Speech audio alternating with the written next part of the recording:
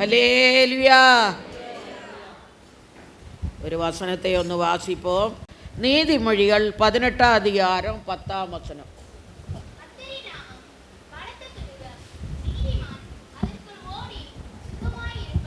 ആമേൻ.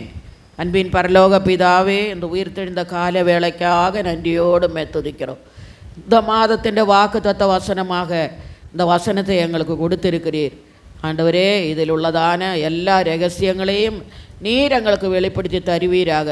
வந்த பிள்ளைகளுக்கு அது ஆசீர்வாதமாக இருக்கட்டும் அப்பா. தாழ்த்தி உம்முடைய கரங்களில் ஒப்படைக்கிறோம் இயேசுவின் நாமத்தில் பிதாவே, ஆமேன்.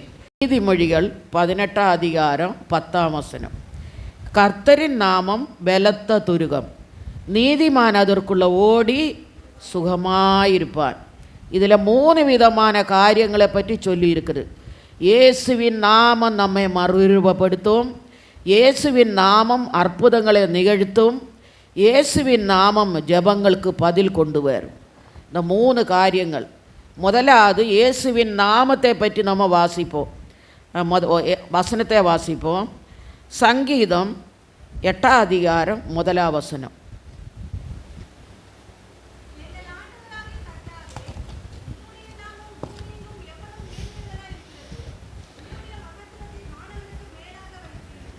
ஆமேன். இயேசுவின் நாமம் மேலான நாமம்.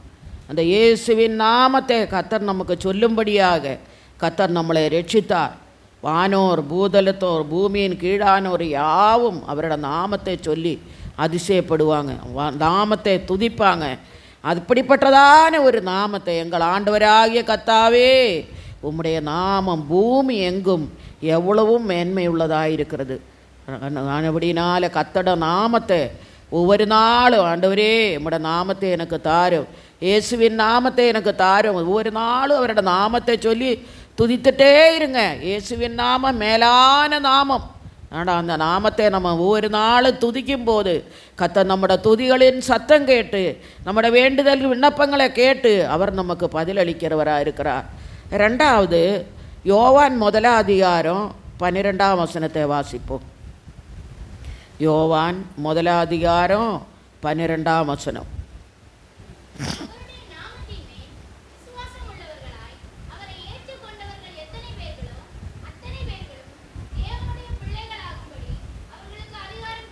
ஆமேன். இயேசுவின் நாமத்தின் மேல் யாரெல்லாம் விசுவாசமாக இருக்கிறாங்களோ அத்தனை பேர்களும் தேவனுடைய பிள்ளைகளாகும்படி அவர்களுக்கு அதிகாரம் கொடுத்தார். ஒவ்வொரு நாமம் ஆண்டவரே இந்த நாமத்தை துதிக்கும்படி எனக்கு உதவி செய்தீரப்பா. இயேசுவின் நாமம் மேலான நாமப்பா. இப்படிப்பட்ட நாமத்தை துதிக்கும்படியாக என்னை அழைத்தீரேப்பா. அந்த கர்த்தருக்கு நன்றி சொல்லும்போது கர்த்தர் என்ன பண்ணுவாரா? எல்லா சத்ருவின் கிரியைகளுக்கு நம்மளை விடுதலை ஆக்குவார். ஏதாவது ஒரு வியாதி வந்தால் கூட இயேசுவின் நாமத்தில் போ சாத்தானேன்னு சொன்னால் என்ன பண்ணுவான்? ஓடியே போயிடுவான். அவன் நாமத்துக்கு பிசாசு பயப்படுது. ஆனபடினால் இந்த நாட்களில் இயேசுவின் நாமத்தை நம்ம அதிகமாக சொல்லுவோம். இயேசுவின் நாமத்தில் நமக்கு ஜெயத்தை கொடுக்கிற தேவன், இயேசுவின் நாமத்தில் பிசாசின் வல்லமையிலிருந்து விடுவிக்கிற தேவன், இயேசுவின் நாமத்தில் விசுவாசம் உள்ளவர்களாயிருந்தவளை ஏற்றுக்கொண்ட பேர் எத்தனை பேர்களோ அத்தனை பேர்களும் தேவனோட பிள்ளைகளாகும்படிக்கு அதிகாரத்தை கத்தருக்கும். இயேசுவின் நாமத்தை கத்தர் நம்ம கொடுத்திருக்கிறார். அது மட்டுமல்ல, பிலிப்பியர் 2-ஆம் அதிகாரம் 10-ஆம் வசனத்தை வாசிப்போம். ஆமேன். நாமே நம்ம இயேசுவின் நாமத்தை சொல்லி முழங்கால் போடும்போது பிசாசு நடுங்குறான். எப்படிப்பட்ட பிசாசு இயேசுவின் நாமத்தில் போன அதிகாரத்தை கொடுக்கும்போது அதில் முழங்கால் யாவும் முடங்கும், அவன் தானாக கீழே விழுந்துடும். எவ்வளோ பிசாசுக்களை நாங்கள் எண்ணுக்கடங்காத பிசாசுக்களை துரத்தி இருக்கிறோம். அந்த வல்லமையை சொல்லும் போதே அவன் நடுங்கி போயிடுவான். அதான் அதிகாரத்தை உங்களுக்கும் கர்த்தர் கொடுத்துருக்கிறார். யாரெல்லாம் ரட்சிக்கப்பட்டு ஞான ஸ்நானம் எடுத்து பரிசுத்தாவி பெற்றிருக்கிறாங்களோ, ஆறாவது பிசாசு பிடிச்சிருந்தேன்னா ஊழியக்காரர் இல்லை, நீங்களே விசுவாசத்தோடு போய் மார்க் 16:16 சொல்லிருக்காங்க. விசுவாசத்தோடு நீ போய் ஜெபம் பண்ணாலே கர்த்தர் விடுதலை கொடும். அந்த இயேசுவின் நாமம் சொல்லும் போதே பிசாசு நடுங்கும். ஆனபடினால் என்ன சொல்கிறாங்க? இயேசுவின் நாமத்தில் வானோர் பூதலத்தோர் பூமியின் கீழானோருடைய முழங்கால் யாவும் முடங்கும். இயேசுவின் நாமத்தை சொல்லி முழங்கால் படியிட்டு ஜெபம் பண்ணுங்க. மனதில் நினைக்கிற காரியங்களை கத்தர் நமக்கு செய்கிறவராக இருக்கிறார். இதுவரைக்கும் கத்தர் நம்மோடு கூட இருந்தார். இந்த வனாந்தரத்தில் கத்தரை நம்பி நம்ம வந்திருக்கிறோம். மனுஷரை நம்பில்லை, கத்தரையை நம்பி வந்திருக்கிறோம். அவர் மேலே அவர் பற்றுதலாக இருந்து அவரே ஜெபிக்கும் போது இதுவரைக்கும் கத்தர் நம்மளை நடத்தினார். ஆபத்திலிருந்து, விபத்திலிருந்து, நாசமோசங்களிலிருந்து கத்தர் ஒவ்வொரு நாளும். நான் அடிக்கடி சொல்லுவேன், நீங்கள் காலையில் எழும்பும் போதே கத்தோட கருத்தில் உங்களை கொடுங்க. ஏசப்பா, இயேசுவின் நாமத்தில் என் ஆவி ஆத்ம சரீரத்தை நம்மட கரங்களில் ஒப்படைக்கிறோப்பா. நீர் என்னோடு கூட இருப்பா. வழிப்பிரயாணத்தில் நீர் என்னை பாதுகாத்து உள்ளோப்பா. எங்கே போனாலும் நம்மட சமூகம் நம்மோடு கூட வரணும். இயேசுவின் நாமத்திற்கு அவ்வளோ பெரிய அதிகாரம் வல்லமே கத்தர் நமக்கு கொடுத்திருக்கிறார். அந்த இயேசுவின் நாமத்தை ஒவ்வொரு நாளும் வாயில் உச்சரிங்க. இயேசுவின் நாமத்துக்கு ஸ்தோத்திரம், ஸ்தோத்திரம், ஸ்தோத்திரம், ஸ்தோத்திரம் சொல்லுங்க. கத்தர் நமக்கு அதுக்கேற்ற பலனே கிருபையும் தந்து கத்தர் நம்மளை நடத்துவாராக. 1 பேதுரு 4 அதிகாரம் 14 வசனத்தை வாசிப்போம்.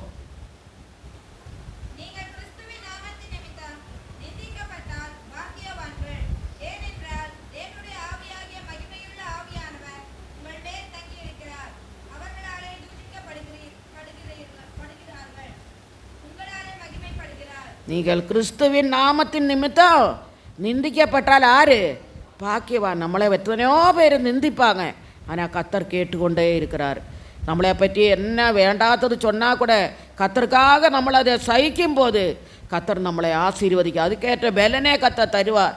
தெரியாத காரியங்களோட நம்மளை பற்றி சொல்லுவாங்க, ஆனால் நீங்கள் இயேசுவின் நாமம் உங்களுக்குள்ளே இருந்தனா அதை சகிக்கக்கூடியதான. எல்லாராலும் நிந்திக்கப்பட்டால் யாராக இருப்பாங்களா?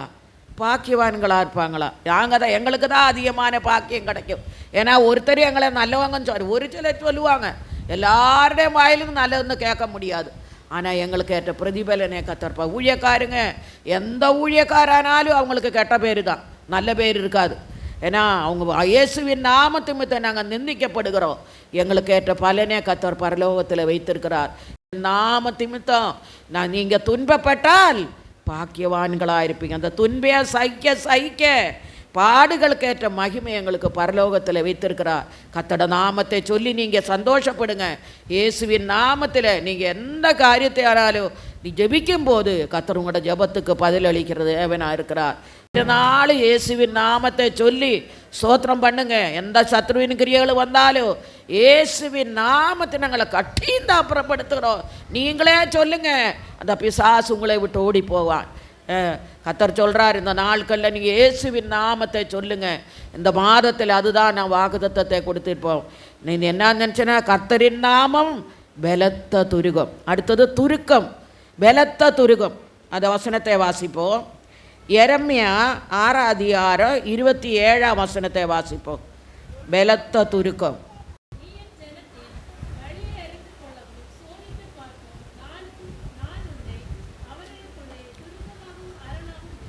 ஆமென். நீ என் ஜனத்தின் வழியை அறிந்து கொள்ளவும் சோதித்து பார்க்கவும் நான் உன்னை அவர்களுக்குள்ள துருகமாகவும் அரணாகவும். கத்தர் நம்மளை கோட்டையாக வைத்திருக்கிறார். நம்ம ஜனத்தின் மத்தியில் எந்த தீமை அணுகாதபடி ஒவ்வொரு நாளும் அவரோட துருகம், கோட்டை, அரண் நம்மோடு கூட இருந்து பலத்த துருகமாக இருந்து ஒரு ஸ்ட்ராங்கான காரியம். கத்தர் உன்னோடு கூட இருந்து பலமாயிருந்து துருகமாயிருந்து அரணாயிருந்து உன்னை பாதுகாக்கிறவராக இருக்கிறார். ஒவ்வொரு நாளும் நீ கத்தட கரத்தில் இருக்கிறார். ஒரு பலத்த துருகமாக இருக்கிறார் உனக்கு. ஒருபோதும் அவர் நீ அவரோட கையில் பிடிச்சிக்கணும். அவர் உன் கையை பிடிப்பார். கத்தர் பிடிக்கும் போது என்ன பண்ணுறாரு, நமக்கு ஒரு பலனே கத்தர் கொடுக்குறாரு. கத்தரை பலமாக பிடிக்கும் போது ஒருபோது அவர் நம்மளை கையை விட்டுட்டு போகிறது ஏவனல்ல. அவரோட கையில் பிடிச்சு கொள்ளுங்க, பலமாக அவரோட கையை பிடித்து கொள்ளுங்க. இந்த மாதத்தில் கத்தர் உங்களோடு கூட இருந்து உங்களை நடத்துவார். அது மட்டுமல்ல, சங்கீதம் 31 வசனத்தை வாசிங்க.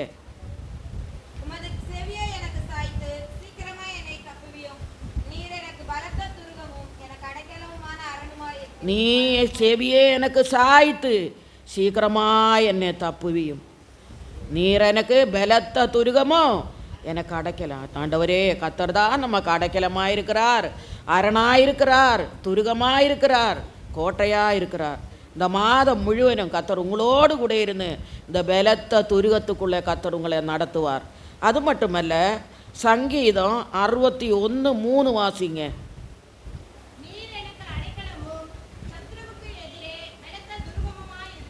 ஆமேன். எனக்கு அடைக்கலமோ அரணமாயிருந்து, நீர் எனக்கு அடைக்கலமோ சத்ருவுக்கு எதிரே பலத்த. கர்த்தர் நமக்கு அடைக்கலமாக இருக்கிறார், கோட்டையாக இருக்கிறார், அரணாயிருக்கிறார். நீங்கள் பயப்படாதீங்க. எங்கே போனாலும் கர்த்தர் உங்களோடு கூட வருவார், உங்களை பாதுகாப்பார். தீமையின்னு கர்த்தர் உங்களை விடுதலையாக்குவார். உங்களோட எல்லா தேவைகளுக்கும் அவர் போதுமானவராயிருந்து கர்த்தர் உங்களை இந்த மாதத்தில் வழி நடத்துவார். அது மட்டுமல்ல, ஏசையா 32:14. ஏசையா 32:14.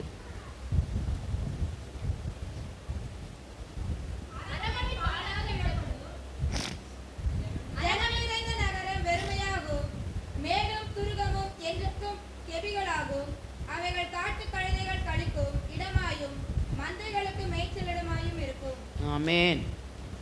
அரமனை பாழாக விடப்படும், ஜனம் நிறைந்த நகரம் வெறுமையாகும், மேடும் துருகமும் என்றென்றைக்கும் கெபிகளாகும், அவைகள் காட்டு கழுதைகள் கழிக்கும் இடமாயும் மந்தைகளுக்கும் மேய்ச்சலிடமாகவும் இருக்குதா.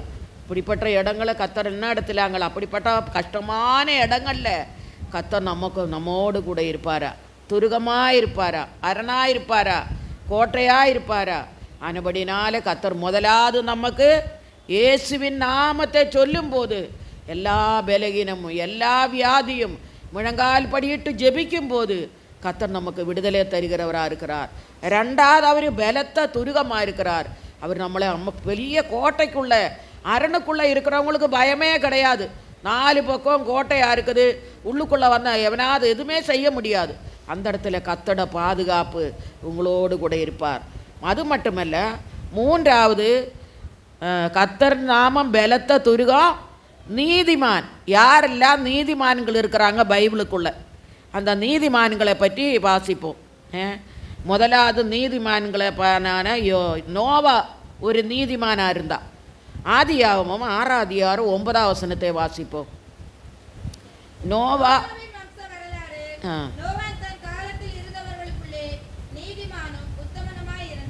ஆமேன்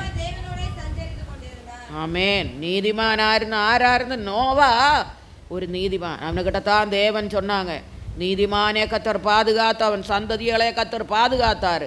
அதே போல் நீதிமான்களாக இருக்க உங்கள் தகப்பன்மார் மூலம் உங்கள் பிள்ளைகளையும் கர்த்தர் பாதுகாப்பார். நோவா ஒரு நீதிமானாக இருந்தான் பழைய ஏற்பாடு காலத்தில்.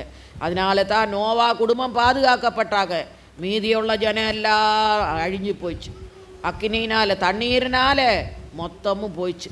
அதே போல் எந்த கஷ்டங்கள் வந்தாலும் உங்கள் தாய் தகப்பன் நீதிமான்களாக இருக்கிறபடினால அவங்க சந்ததிகளை கர்த்தர் பாதுகாப்பார். ரெண்டாவது, ஆபிரகாம் ஒரு நீதிமான். ஆதியாகமம் 18:26-33 வரை வாசிங்க.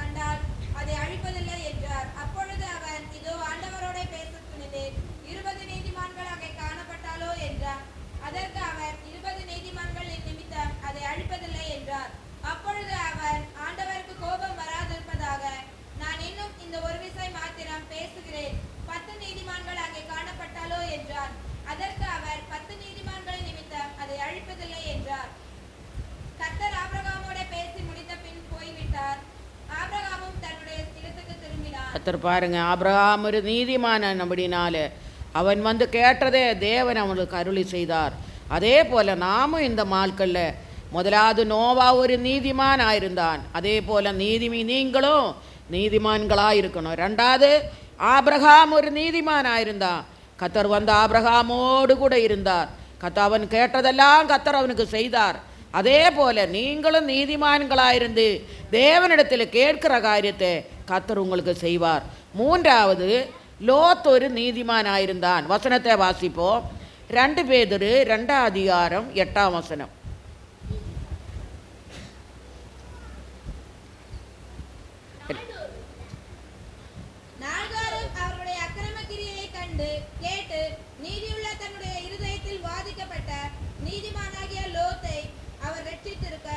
ஆமென். நீதிமானாகிய யாரு?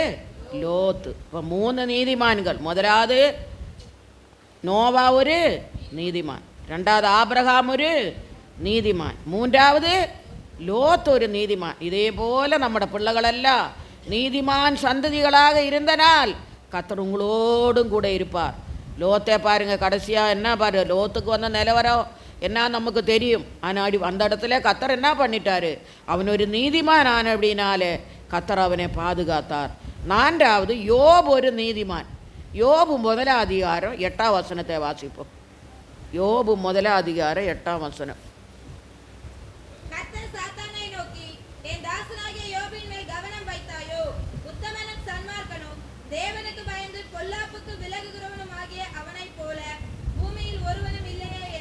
ஆமென். யோபு ஒரு நீதிமான். அவனுக்கு எவ்வளோ துன்பம், எவ்வளோ கஷ்டம், எவ்வளோ வேதனை. யோபுக்கு வந்த மாதிரி நம்ம வந்தால் இந்த விசுவாசத்திலே இருக்க மாட்டோம், ஓடியே போயிடுவோம். ஆனால் கர்த்தர் அவனோடு கூட இருந்தார். அவன் பின்னிலமே பார்க்கலும் முன்னிலமே பார்க்கலும் பின்னிலமே இரட்டத்தனையாய் கர்த்தர் அவனை ஆசீர்வதித்தார். கஷ்டம் வரும், சோதனை வரும், போராட்டம் வரும், எல்லாம் வரும். ஆனால் யோபே போல கடைசி பரியந்தம் அவன் எப்படி எல்லாவற்றிலும் உறுதியாக இருந்தானோ, அவன் தேவனே தூஷிக்கல. தேவனே தூஷிக்காதபடி அவருக்கு வந்த கஷ்ட நேரத்தில் கர்த்தர் நின்று வந்ததுன்னு எடுத்து அவன் நல்லா சந்தோஷமாக சகித்தான். மனைவி சொன்னாங்க, நீ தேவனை தூஷித்து ஜீவனை விடு, நீ இன்னும் நம்பிட்டு இருக்கியான்னு. ஆனால் யோபு என்ன பண்ணிட்டோம், கஷ்ட நேரத்தில் விட கர்த்தர் கொடுத்தார், கர்த்தர் எடுத்தார். அந்த சந்தோஷத்தோடு அவன் அந்த வாழ்க்கையை கழித்ததுனால நீதிமான் லிஸ்ட்டில் யோபு வந்தார். அந்த நீதிமானே போல நமக்கும் கஷ்டங்கள் வரலாம், போராட்டங்கள் வரலாம், மரணம் வரலாம், சோதனை வரலாம். ஆனாலும் கர்த்தர் நம்மோடு கூட இருப்பார். யோபுக்குமே வந்த சோதனை போல நமக்கு வராது. ஆனாலும் எப்படிப்பட்ட சோதனைகள் வந்தாலும் அந்த சோதனைகளை சகிக்கக்கூடிய கிருபையே கர்த்தர் நமக்கு தருவார். அடுத்தது ஆபேல் ஒரு நீதிமான். வசனத்தை வாசிப்போம். எபிரேயர் 11ஆம் அதிகாரம் 4ஆம் வசனம். எபிரேயர் 11ஆம் அதிகாரம் 4ஆம் வசனம்.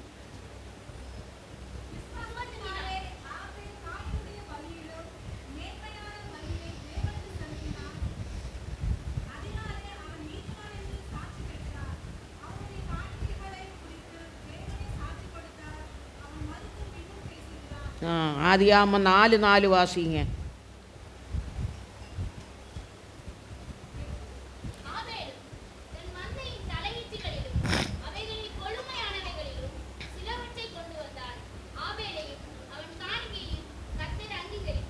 ஆமென்.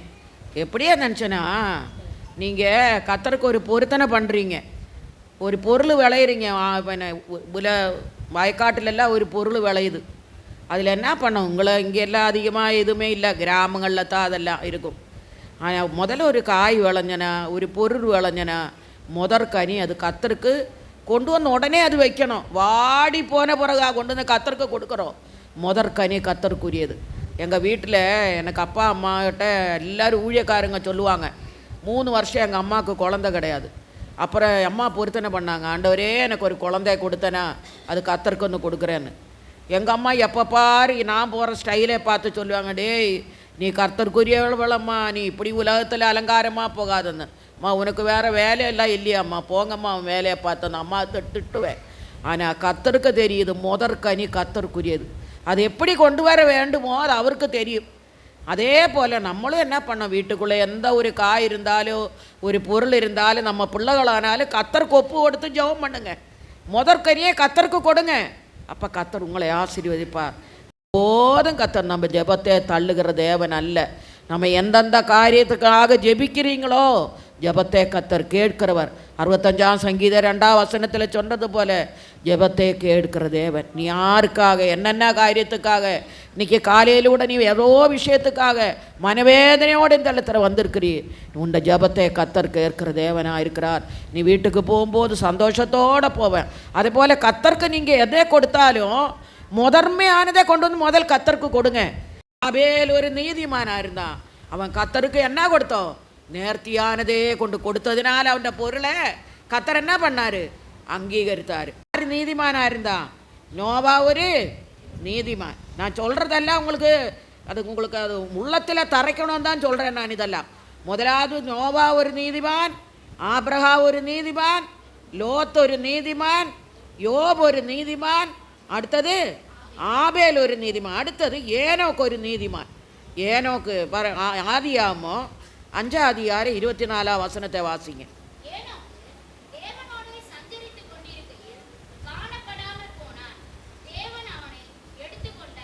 ஆமே, ஏனோக்கு நீதிமானான தேவனோடு சஞ்சரிச்சதுனால அவன் என்ன பண்ணிட்டான்?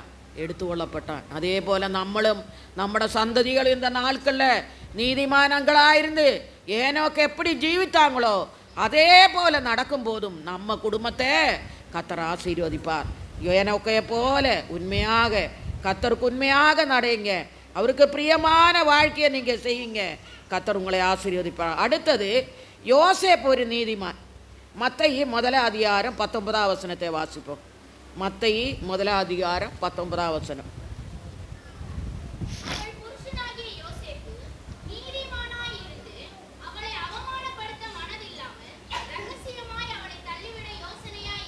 ஆமாம், இது நம்ம ஏசப்பாக்கு அப்பா.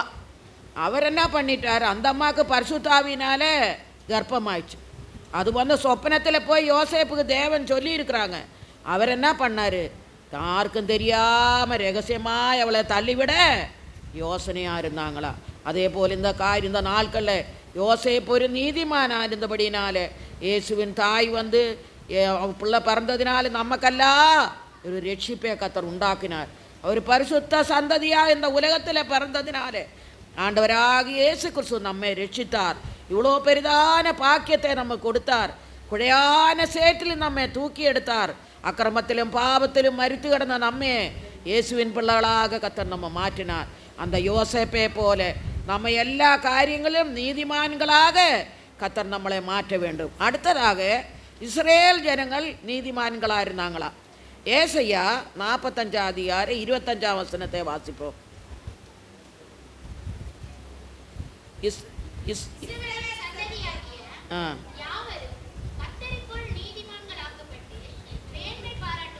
ஆமேன். இஸ்ரவேலின் சந்ததிகள் ஆறு? நம்ம தான் இஸ்ரவேலின் சந்ததிகள். கத்தர் இஸ்ரவேலின் சந்ததிகளாக நம்மளே தெரிந்தெடுத்துக்கிட்டார். ஆனபடினால கத்தர் நம்மளே நீதிமான்களாக மாற்றி முதலாவது இயேசுவின் நாமத்தை நம்ம இந்த நாட்களை கை கொள்ளும் போது கத்தர் நம்ம எல்லா தீமைக்கும் கத்தர் நம்மளை விடுதலையாக்குறார். ரெண்டாவது பலத்த துருகமாக அரணாக கோட்டையாக இந்த மாதத்தில் கத்தர் நம்மோடு கூட இருப்பார். மூணாவது நீதிமான்களாக கத்தர் நம்முடைய பிள்ளைகளை நம்மளையும் கத்தர் மாற்றுவார். நான்காவது சுகமாயிருப்பான். அந்த ஒரு பாட்டு இருந்து பாடுவோம். நீதிமானான் நீதிமானான் இரத்தத்தாலே கழுவப்பட்ட நீதிமான், இயேசுவின் இரத்தத்தாலே கழுவப்பட்ட நீதிமான்.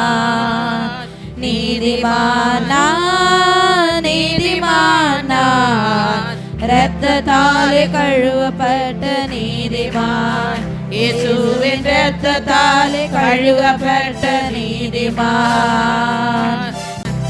அடுத்தது நீதிமான் அதற்குள்ள போய் சுகமாயிருப்பான். முதலாய் சுகமாயிருக்கிறதை பற்றி வசனத்தை வாசிப்போம். சங்கீதம் 35:27. சங்கீதம்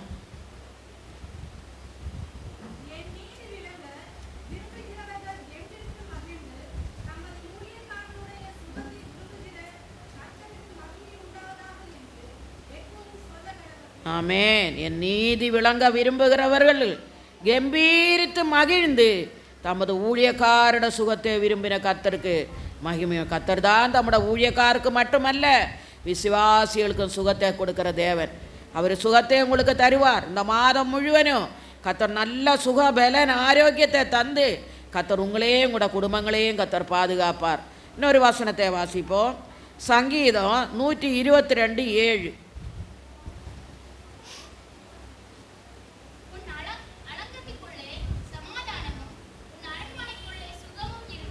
ஆமேன். உன் அலங்கத்துக்குள்ள சமாதானமோ அரமனைக்குள்ள வீட்டுக்குள்ள சுகம் எப்பொழுதும் இருக்கணும். வியாதி இருக்கக்கூடாது, பலவீனம் இருக்கக்கூடாது. கர்த்தர் ஒரு வீட்டை கட்டும்போது நாங்கள் அதுதான் ஜெபிச்சுட்டு வருகிறோம். ஆண்டவரே, இந்த அலங்கத்துக்குள்ள சமாதானம் இருக்கட்டப்பா, இந்த அரமனைக்குள்ள சுகம் இருக்கட்டும். சமாதானமும் சுகமும் நமக்கு இருந்தால் ஒவ்வொரு நாளும் கர்த்தர் நம்மளை நடத்துவார். பலனை கொடுத்து நடத்துவார், சுகத்தை கொடுத்து நடத்துவார். அது மட்டுமல்ல, மத்தேயு 9:12 வாசிப்போம். மத்தேயு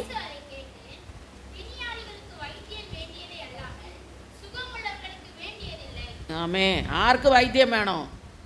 வியாதிக்காரனுக்கு தான் வைத்தியம் தேவை. சுகமாக இருக்கிறவனுக்கு வைத்தியம் தேவையில்லை. இயேசு இதை கேட்டு பிணியாளிகளுக்கு வைத்தியம் வேண்டியதே அல்லாமல் சுகமுள்ளவர்களுக்கு வேண்டியதில்லை. கர்த்தர் நமக்கு சுகமாக இருந்தனா வைத்தியம் நமக்கு வேண்டாம். கர்த்தர் நம்மோடு கூட இருப்பார். அவர் தான் நமக்கு பரம வைத்தியன். அவரே நம்புங்க. இன்னொரு வசனத்தை வாசிப்போம். 3 யோவான் 2 3 யோவான் 2